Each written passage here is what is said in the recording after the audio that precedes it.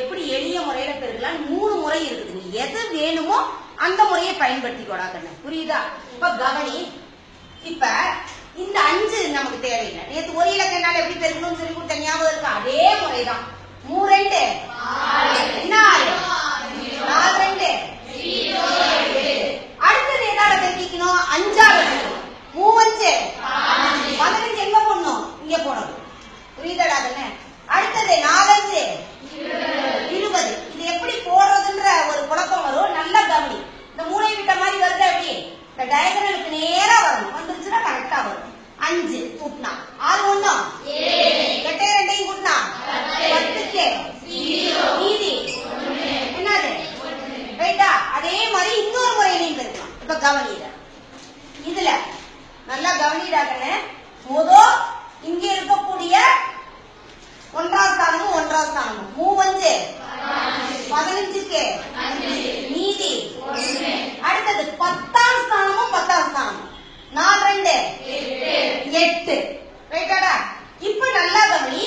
உள்ள இருக்கக்கூடிய 2 எண்ணையும் இருக்கிற 3 2 4 5 26 26 1 27க்கு மிச்சம் 8 2 10. கரெக்டாடா கண்ணு? 2 விடையும் கரெக்டா இருக்கா? அதே மாதிரிதான் அடுத்தது இன்னொரு முறையிலேயே பெருக்கலாம். நீங்க 2 இலக்கம் வந்துருக்குதா? அப்ப இப்படி கட்ட போட்டுக்கிறேன்னா இல்ல ஒரு சின்ன ஒரு காரியம் செய்யும். இந்த மூளை விட்ட ஒண்ணு லேசா வரைஞ்சு போடாங்க. இதுல என்ன பண்ணிக்க? நீயே மூளை விட்ட ஒண்ணு. ஏன்னா நம்ம எப்பவுமே 2 2 இலக்க எண்களாக எழுதினாதான் கொஞ்சம் பரவாயில்ல. நல்லா கவனி.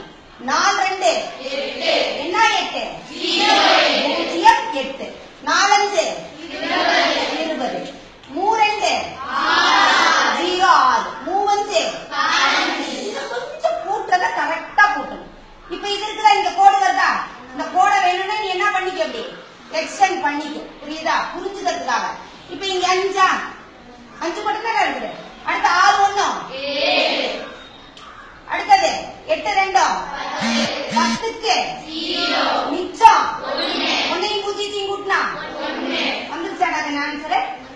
சோ உனக்கு என்ன முறை வேணுமோ அந்த முறையை நீ பயன்படுத்தி